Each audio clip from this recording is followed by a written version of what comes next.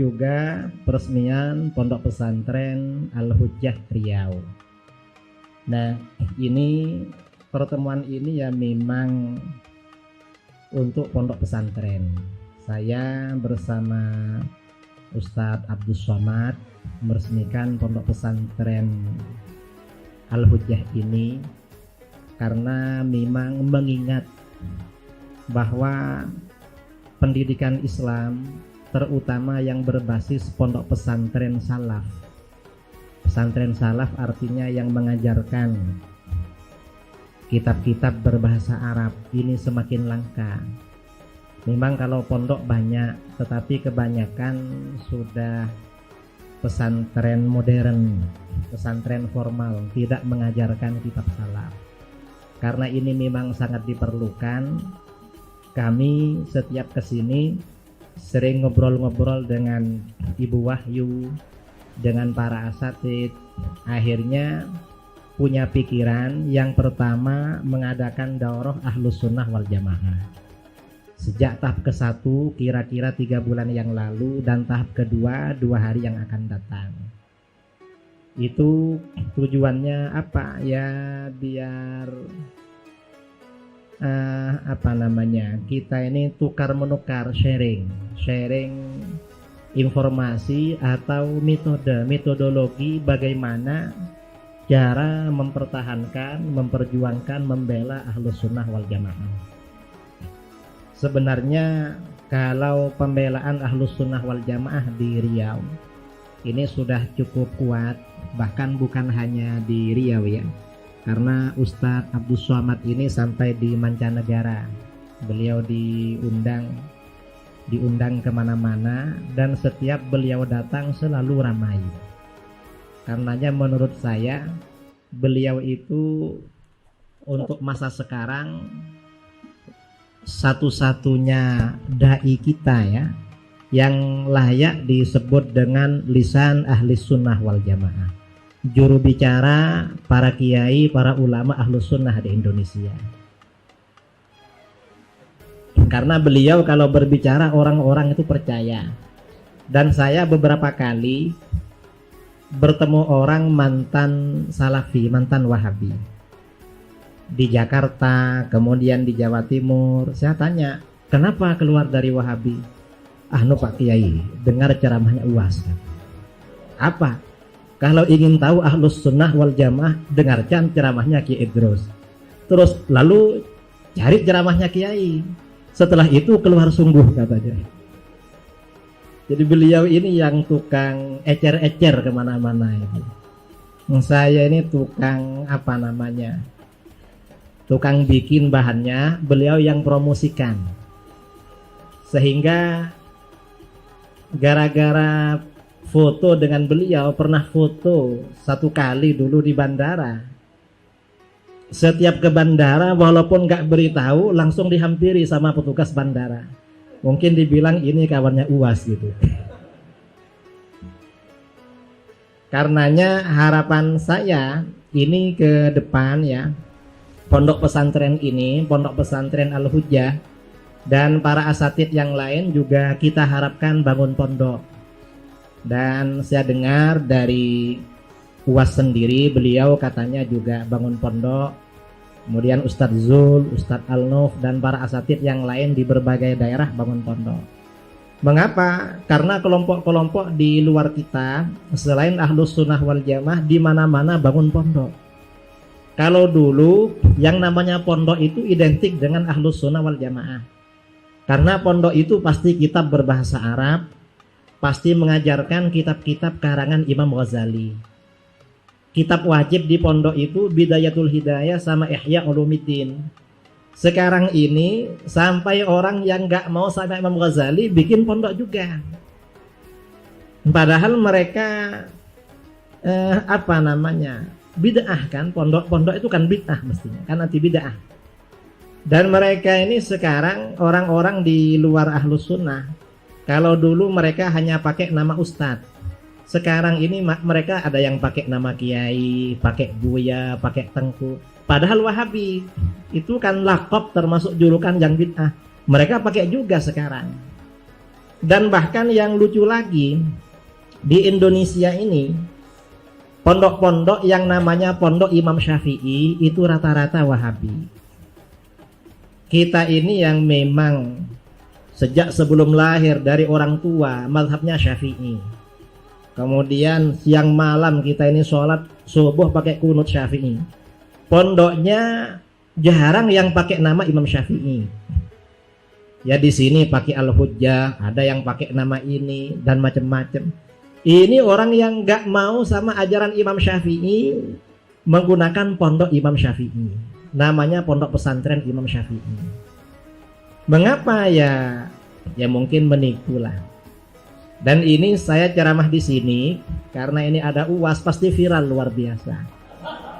3 bulan yang lalu saya cuma ngobrol-ngobrol santai 30 menit, hanya bergurau bicara Wahabi. Akhirnya Wahabi seluruh dunia marah-marah semua pada saya. Saya 2 bulan dibikin PR sama Wahabi itu karena mereka bikin video semua. Semuanya bikin video. Ya ada apa-apalah. Dan alhamdulillah dengan video-video itu yang kita bikin kemarin, sebagian dari Wahabi ada yang kembali ke dalam Ahlus Sunnah wal Jamaah. Dan mudah-mudahan kaum muslimin terutama di daerah Pekanbaru dan sekitarnya ke depan ini tidak perlu bingung-bingung untuk anak-anaknya nanti bisa dimondokkan di pondok pesantren Al-Hujjah Riau. Dan ini di bawah bimbingan kami dan para asatid yang ada di sini. Insyaallah kami dan para asatid tetap memantau, tetap terlibat, dan diharapkan nanti dari lulusan pondok pesantren ini kalau nanti belum bisa mendirikan Mahat Ali, kira-kira kurikulumnya nanti dimodifikasi, para lulusannya bisa melanjutkan ke berbagai perguruan tinggi di mana-mana, termasuk di Azhar atau di mana-mana. Karena kawan-kawan yang ada di sini rata-rata Az-Zahirah, alumni Azhar. Kalau saya alumni Zahra, ada bedanya.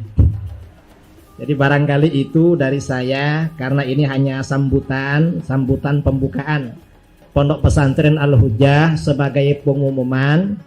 Dan harapan dari ibu-ibu yang hadir maupun yang tidak hadir, diharapkan partisipasinya. Karena perjuangan di akhir zaman, perjuangan yang paling besar, jihad yang paling besar di akhir zaman adalah menjaga akidah. Menjaga akidah dari kesesatan dan kekufuran. Mengapa? Fitnah akhir zaman itu yang paling dahsyat itu fitnah kufur. Dan yang bisa menjaga dari fitnah kekufuran hanya ilmu pengetahuan. Jadi yang dijaga dari fitnah, hadis riwayat Ibnu Majah, illa man ahyahullahu bil ilmi, kecuali orang-orang yang dihidupkan oleh Allah dengan ilmu pengetahuan agama. Nah, pondok pesantren ini insya Allah akan mengajarkan ilmu pengetahuan agama sesuai dengan Ahlus Sunnah wal Jamaah, langsung dari kitab-kitab yang berbahasa Arab. Sekian dari saya, wal afu minkum. Assalamualaikum warahmatullahi wabarakatuh. Assalamualaikum warahmatullahi wabarakatuh.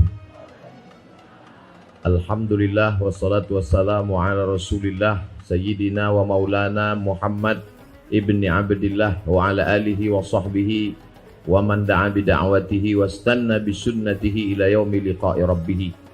Yang sama-sama kita hormati guru kita semua, Al-Mukarram Kiai Haji Muhammad Idrus Ramli, kemudian Ibu Wahyu beserta Bapak Dokter, Ibu-ibu, Bapak-bapak, hadirin hadirat. Tidak dapat saya sebut satu persatu, para asatis, insya Allah semuanya dimuliakan Allah Subhanahu wa Ta'ala. Amin ya Rabbal Alamin. Saya pulang ke Pekanbaru tahun 2008 bulan suci Ramadan. Setelah itu berkeliling masjid, kantor, ceramah, tausiah.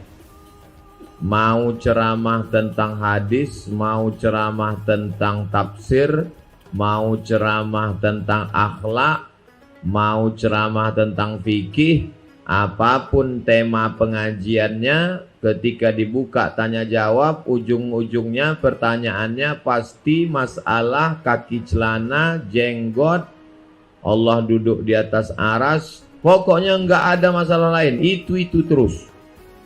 Akhirnya pada tahun 2012 saya susunlah buku 37 masalah populer. Kenapa saya sebut masalah populer? Karena itu terus yang ditanya kemana-mana masjid, kemana pengajian. Masalah itu diungkit-ungkit, diangkat-angkat, dipopulerkan oleh yang disebutkan Kiai Muhammad Dus Romli tadi, gerakan Wahabi. Jadi sebetulnya viralnya saya ini ya gara-gara Wahabi. Karena seandainya mereka tidak bahas itu, saya tidak terkenal. Lalu kemudian saya mencari di YouTube siapa ustadz-ustadz di Indonesia yang banyak menulis dan berceramah serta mengkaji isu-isu itu. Maka saya tulislah di YouTube, bantahan Wahabi. Disitulah saya ketemu Kiai Haji Muhammad Idrus Romli.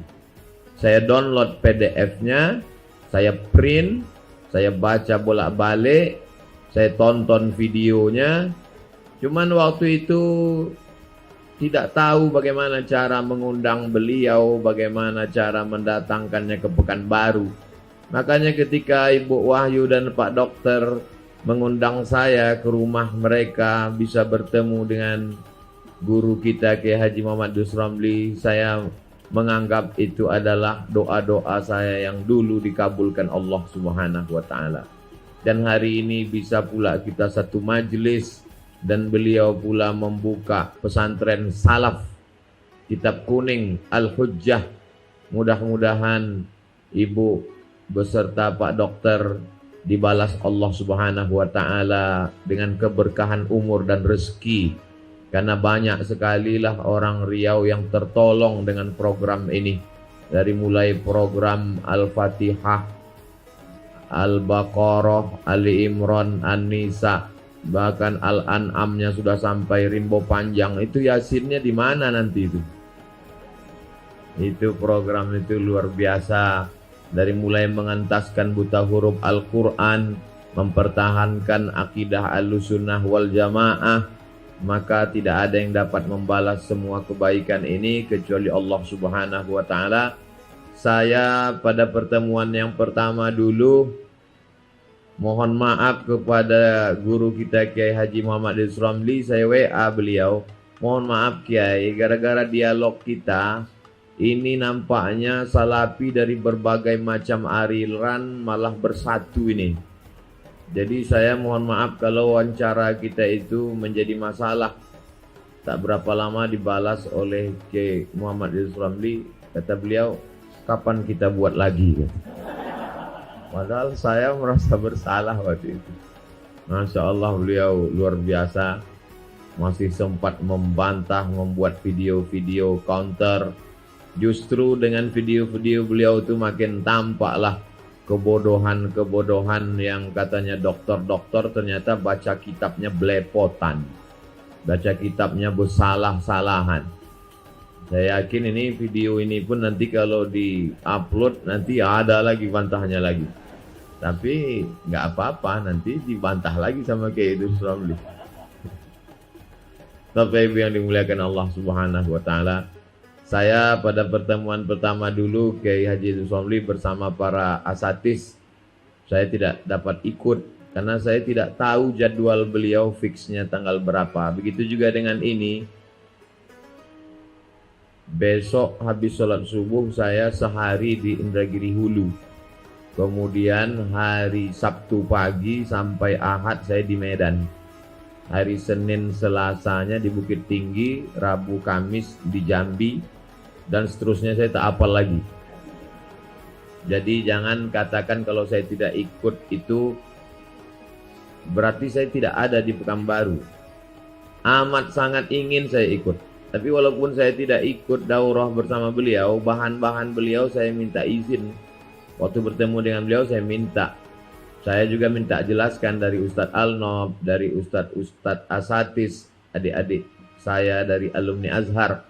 Saya banyak istifadah, banyak ambil manfaat dari ilmu Kiai Haji Muhammad Idrus Romli. Betul apa yang beliau katakan. barang-barangnya punya beliau, saya sales pemasarannya aja. Saya bagian endorse-nya.